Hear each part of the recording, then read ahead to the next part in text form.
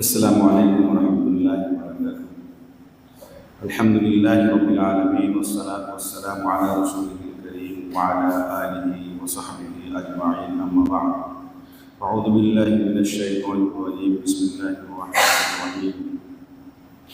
وما أرسلنا من رسول إلا بلسان قومه ليبين لهم. صدق الله العظيم.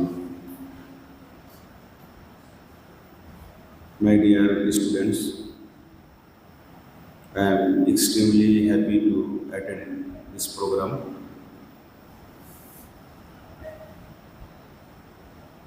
Dear students, there are two ways, there are two modes of articulation and expression. One is speaking, and the other is writing. But writing is more difficult than speaking. Writing is more difficult than speaking. If you want to learn any language in proper way, you will have to think in that language. You will have to write in that language. You will have to correspond in that language. Only then you can learn the same easily. You know well the importance of English language. But you are lucky. There are 6 official languages of the UNO. How many languages?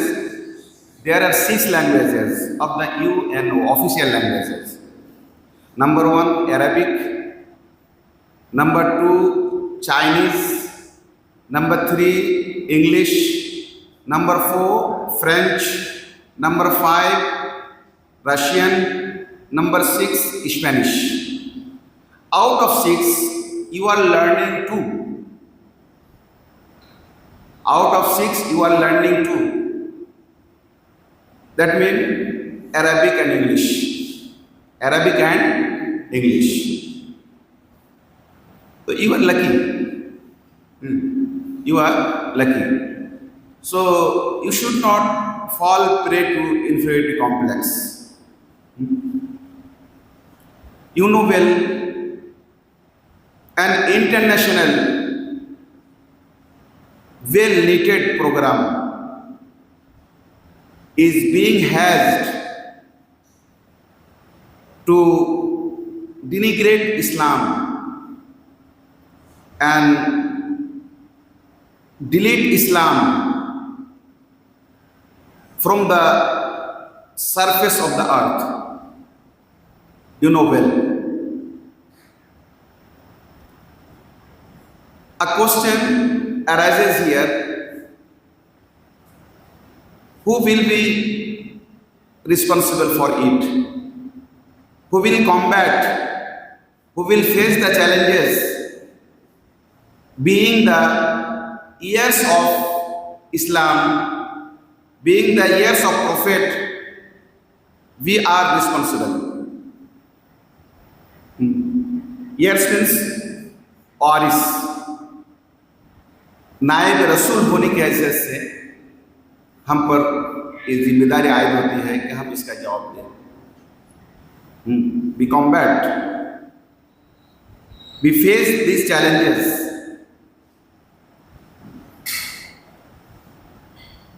You know well, Islam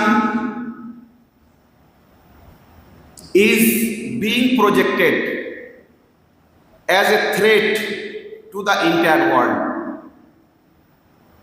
Nowadays, Islam is being projected as a threat to the entire world.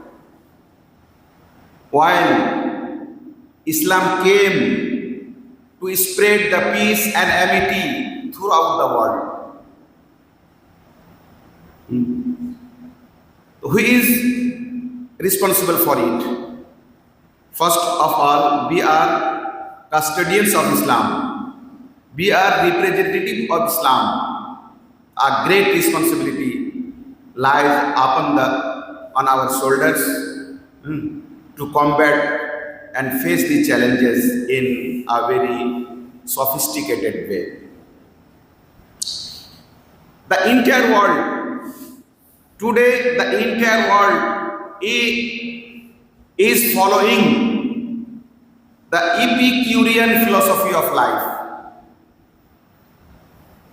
Today the entire world is following the Epicurean philosophy of life. Do you know what is the Epicurean philosophy of life? Epicurus was a Greek philosophy. His theory was eat, drink and be merry. Epicurus एक Greek फलसफी थे. उनका फलसफा क्या है? खाओ पियो और मस्त रहो.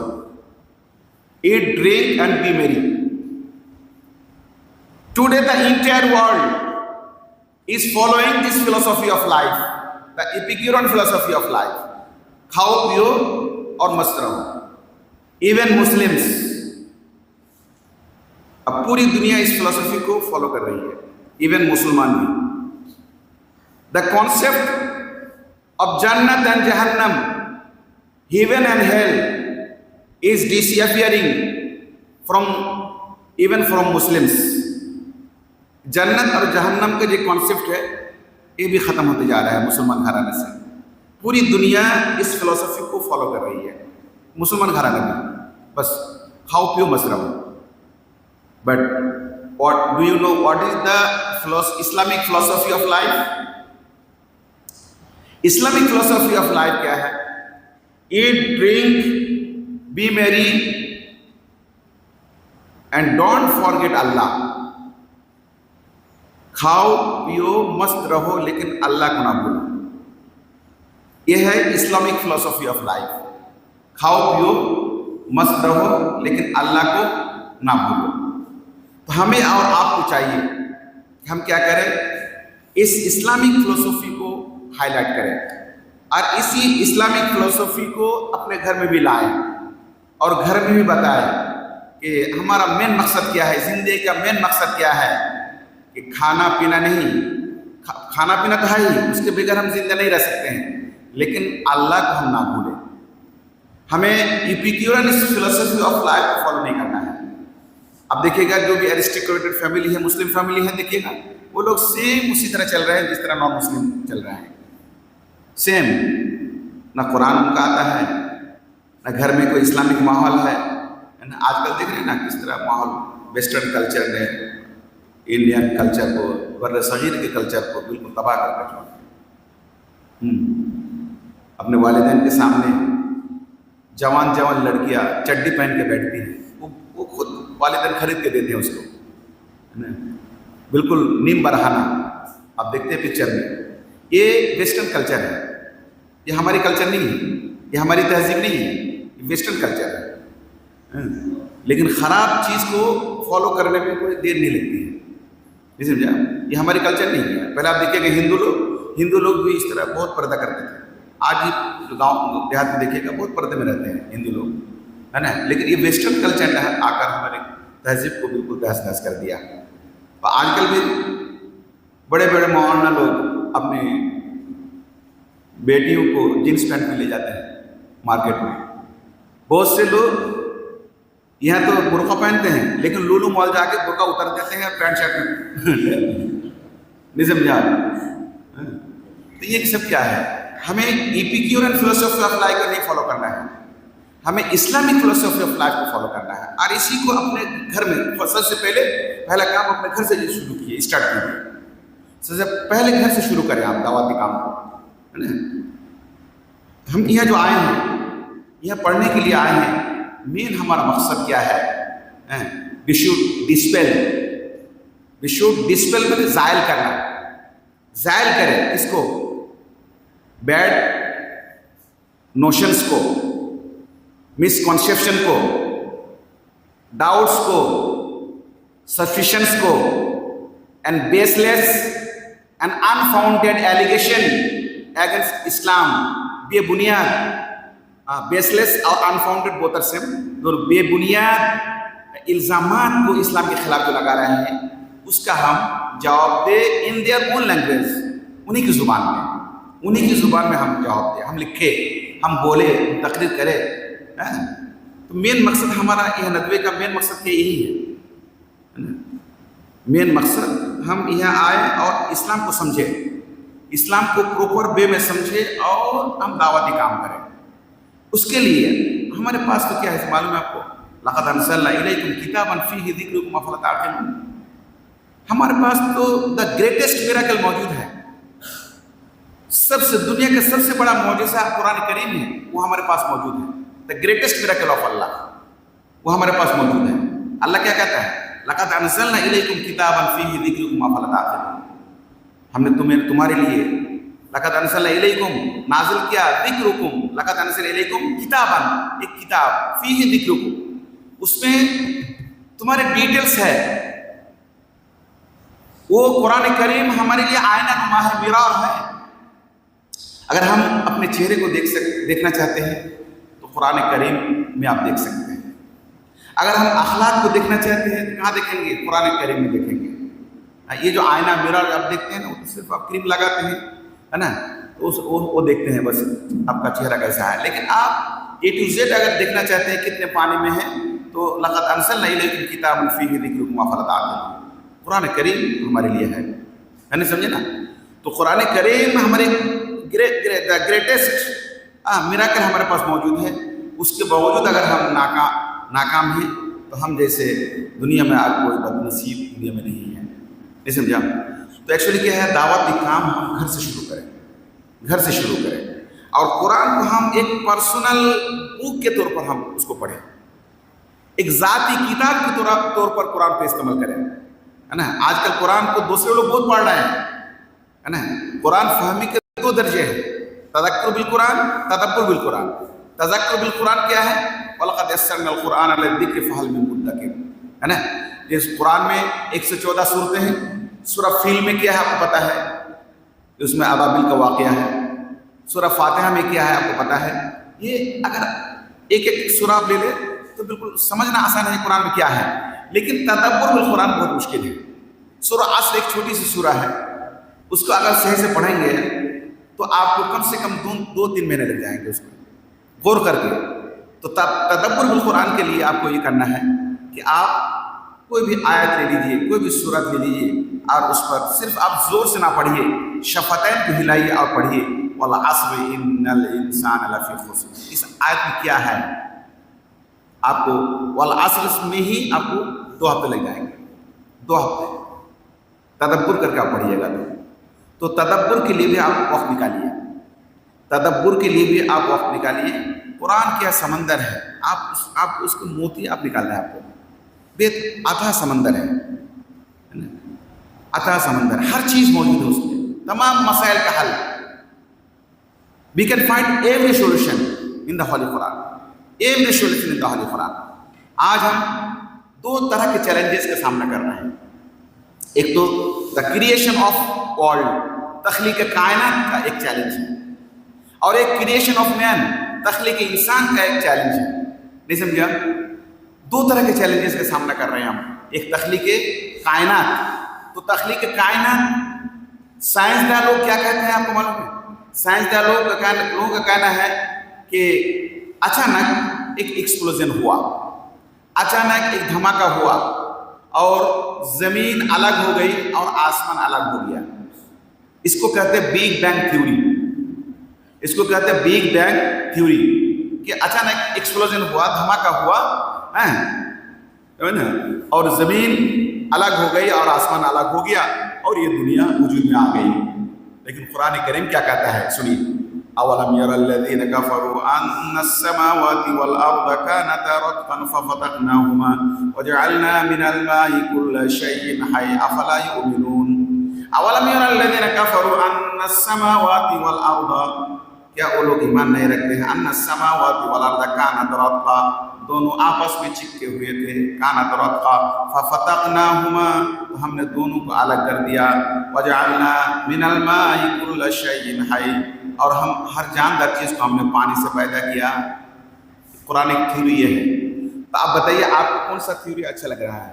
یہ قرآن تھیوری اچھا لگ رہا ہے کہ یہ بگ بینگ تھیوری اچھا لگ رہا ہے؟ اچانک کیسے دھماکہ ہو جائے گا، نانا کا گھر ہے کیا؟ اچانک قرآن یہ کہتا ہے کہ اللہ کیا، قرآن کیا کہتا ہے کہ دونوں چپکے ہوئے تھے، ہم نے دونوں کو الگ کیا، تو زمین الگ ہو گیا، آسمان الگ ہو گیا، اور ہر چیز کو ہم نے پانی سے پیدا کیا۔ یہ قرآن تھیوری ہے۔ وہ لوگ بھی مانتے ہیں، لیکن ہماری چیز کو کیسے مان لے وہ جلدی، ان کو تعبیر تو کرنا ہی ہے۔ اور تخلیق کائنات کے بارے میں وہ کیا کہتے ہیں؟ ڈارون تھیوری کو لاتے ہیں کہ انسان بندر سے بنا ہے، وہ پروگریس کرتے کرتے ڈیولپ کرتے کرتے وہ انسان بن گیا ہے، نہیں سمجھا؟ لیکن قرآن کیا کہتا ہے؟ لَقَدْ خَلَقْنَا الْإِنسَانَ فِي أَحْسَنِ تَقْوِيمٍ، ہم نے انسان کو کیا کیا؟ فی احسن تقویم پیدا کیا۔ تو آپ کو بندر والا تھیوری اچھا لگ رہا ہے کہ قرآن تھیوری اچھا لگ رہا ہے؟ کہنے کا مطلب یہ ہے میرا کہ قرآن ہمارے پاس ہے، ہر چیز ہمارے پاس ہے۔ قرآن کریم شروع ہوتا ہے با سے، بسم اللہ الرحمن الرحیم، اور ختم ہوتا ہے کس سے؟ من الجنۃ والناس۔ با اور سین کو آپ ملا دیجیے تو کیا ہو جائے گا؟ بس یعنی قرآن از سفیشینٹ فار اس، ان هذا القرآن يكفي لهدايتنا ورشدنا وفلاحنا وفوزنا في هذه الدنيا وفي الآخرة۔ قرآن کریم ہمارے پاس ہے تو بس ہمیں اور کوئی چیز نہیں چاہیے، لیکن ہم اس کو فالو کریں۔ آج کل قرآن کریم قرآن خانے کے لیے بس رہ گیا ہے۔ قرآن ریسرچ کے طور پر ہم نہیں پڑھ رہے ہیں۔ ریسرچ کے طور پر پڑھیے گا تو آپ کو دوسرے لوگ پڑھ رہے ہیں، ہم مسلمان لوگ نہیں پڑھ رہے ہیں، دوسرے لوگ تو بہت پڑھ رہے ہیں۔ آپ کو معلوم ہے یہ چیلنجز آج تک قرآن کریم کا چیلنج ختم نہیں ہوا۔ ابھی کورونا میں ایک امریکہ سے ایک اسکالر آیا میرے پاس، کس نے بتایا کہ آپ ان سے ملیے گا۔ آج کورونا کال میں زیادہ دن نہیں ہوا، تو ان کو ایک پروجیکٹ ملا، سنیے بہت، ان کو ایک پروجیکٹ ملا کہ تمام دنیا کے قرآن کریم کو ٹیلی کرنا ہے۔ یہ انڈیا کا قرآن کیسا ہے، بنگلہ دیش کا قرآن کیسا ہے، امریکہ کا قرآن کیسا ہے، لندن کا قرآن کیسا ہے، یہی اس کا پروجیکٹ ہے، یہی پروجیکٹ۔ تو کسی نے بھیجا میرے پاس، تو ایک قرآن لے کے آیا، امریکہ سے لایا تھا، نہیں سمجھے؟ تو اس نے کہا، ہم نے پوچھا کیوں آپ کیا کر رہے ہیں؟ انہوں نے کہا ہم سنے ہیں کہ ہر جگہ کا قرآن ایک ہی ہے، تو ہمارے پاس ایک قرآن ہے تو اس میں تو انڈیا کا قرآن ٹیلی کر رہا ہے، تو اس طرح میں نہیں مل رہا۔ میں نے کہا دکھائیے۔ وہ یہ کر رہے ہیں جس سے ضرب اللہ مثلا للذین آمنوا امرأۃ فرعون، امرأت کو کیسے لکھا ہے؟ یہ لمبی تاس ہے، امرأت گول تاس نہیں ہے نا؟ تو ان کے پاس جو قرآن تھا وہ گول تا سے تھا، ہے نا؟ جیسے اور جیسے وقفا باللہ شہیدہ، با ہونا کا زائدہ، زائد با ہے تو با کو ہٹا دیا، اس طرح کئی چیز ہم کو اس طرح دکھائے۔ تو میں نے ان سے کہا، میرے پاس اتفاق سے کویت کا بھی ایک قرآن تھا اور قطر کا بھی ایک قرآن تھا، ہم بھی 7 8 9 کنٹری گھوم چکے، یورپ بھی جا چکے ہیں الحمدللہ۔ تو وہاں کا ابھی بنگلہ دیش کا ایک پروگرام ہوا، ایک ہفتہ بھی نہ عید الاضحیٰ، ہے نا؟ تو میرے پاس کویت کا قرآن تھا تو میں نے ان کو دکھایا، اچھا آپ لائیے، اور انڈیا کا بھی دیکھا ہے، کویت کا بھی دیکھا ہے، قطر کا بھی دیکھا ہے۔ میں نے کہا یہ دیکھیے تینوں قرآن ہمارے پاس 3 کنٹری کے ہیں، انڈیا کا ایک قرآن ہے، قطر کا ایک قرآن ہے اور کویت کا ایک قرآن ہے نا؟ تو ہم یہ تینوں قرآن میں دیکھیے اسی طرح ہے، اور آپ کے پاس جو قرآن ہے یہ کیسے کہاں سے لائے آپ اس کو؟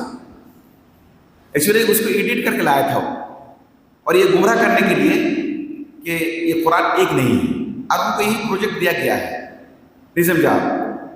ہمیں معلوم ہے اس کا، ہمیں بتا دیا ان کو، لیکن اگر دوسرے کسی پڑھے لکھے مسلمان کے پاس جائیں گے اور ان سے کہیں گے اس طرح ہے تو یقین کر لیں گے نہیں، قرآن ایک طرح نہیں ہے، ایک جیسے نہیں ہے، نہیں سمجھا؟ ہم نے ان سے کہا بھیا یہ کام چھوڑ کے آپ کو اللہ تعالیٰ بہت اور کچھ دے گا، اس سے بڑھ کر پروجیکٹ ملے گا، لیکن آپ اس پروجیکٹ کو چھوڑ دو، دوسرا دھندا کرو۔ دوسرا ہم نے اس کو موڈ خراب ہوا، میں نے اس کو بھگا، اس کو مار کے بھگا دوں یہاں سے، لیکن میں نے اس کو ندبی رعایت کا خیال رکھا، نہیں سمجھا؟ ان کو صحیح سے جواب دیا اور ان کا ہم نے کہا بھائی اس پروجیکٹ کو آپ چھوڑ دو، نہیں سمجھا، پروجیکٹ دوسرا کام کرو، آپ کہیں بھی جائیے. آپ میرے پاس ایک اتفاق سے میرے پاس 2-3 کنٹری کا قرآن کریم تھا جس سے میں دکھا دیا اور ان کو بھی تھوڑا یقین ہو گیا یہ تو ایسے نہیں بول رہے ہیں، ان کے پاس لکھا ہوا ہے دولت کویت لکھا ہے، دولت قطر لکھا ہوا تھا اس میں قرآن میں، نہیں سمجھ. اتفاق سے ہم وہاں سے لائے تھے دو ایک قرآن تو ہے تھا میرے کمرے میں آرڈر روم میں، اس کو دکھا دیا تو وہ بھی وشواس کیا کہ نہیں صحیح سے. تو میں نے کہا اس پروجیکٹ آپ چھوڑ دیجیے، میں نے سمجھے نا. تو یہ تو آج تک میں آج آپ کو معلوم ہے عبداللہ بن مقفع کا آپ نام سنے ہوں گے، وہ ادیب الاول کہا جاتا ہے اس کو.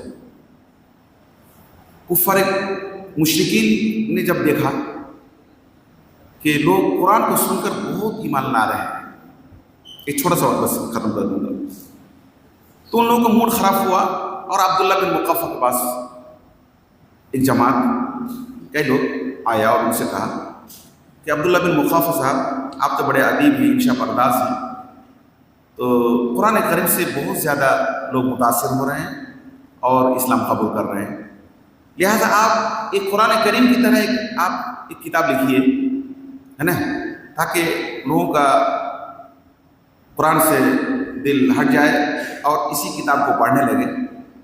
تو یہ کام آپ کر سکتے ہیں، آپ بڑے انشا پرداز ہیں، ادیب اول ہیں، ہے نا. عبداللہ بن مقفع امام الاول کہا جاتا ہے اور جاہز کو امام ثانی کہا جاتا ہے، جاہز. تو انہوں نے کہا ٹھیک ہے، لیکن شرط یہ ہے کہ ہمیں آپ فری کر دیجیے سال بھر کے لیے فری کر دیجیے اور میرے گھر میں جتنا جو بھی خرچ ہے وہ بھی آپ دیجیے ہم کو، تاکہ ہم ٹینشن فری رہے اور یہ کام ہم کریں. انہوں نے کہا ٹھیک ہے، ان لوگوں نے کہا ٹھیک ہے آپ جائیے، آپ کے جتنے خرچ کے اخراجات وہ بھی دیں گے اور آپ کو ایک پورا کمرہ دیا جا رہا ہے اور کاغذ قلم اور پھل فروٹ اور جو بھی جتنی اسنیکس ٹی اور سب جو بھی لگے آپ کو ہم مہیا کریں گے، آپ یہ کام کیجیے. تو ایک بات مکمل ہو گئی اور ان کو اس طرح ان کے گھر کے بھی خرچ دیا اور ان کے لیے بھی ایک کمرہ مہیا مطلب فری کر دیا. تو پورا خرچ سب دیا تاکہ وہ فری رہے. 6 مہینے بعد وہ لوگ دیکھنے آئے کہ کام کتنا ہوا.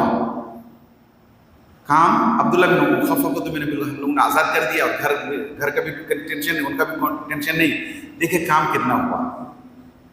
تو کمرے کے اندر وہ لوگ داخل ہوئے گئے، دیکھا تو عبداللہ بن مقفع ایک سفید کاغذ لے کر وہ اس طرح لکھ رہے ہیں اور پورا کمرہ کاغذ کے ٹکڑے سے بھرا ہوا تھا. مطلب وہ ایک سینٹنس لکھتے تھے اور اس کو صحیح اچھا نہیں لگتا تھا، کاغذ کے ٹکڑا کو پھاڑ کے پھینک دیتے تھے. ایک ٹکڑا لیا، بنایا ایک سینٹنس، پھر اس کو پھینک دیا.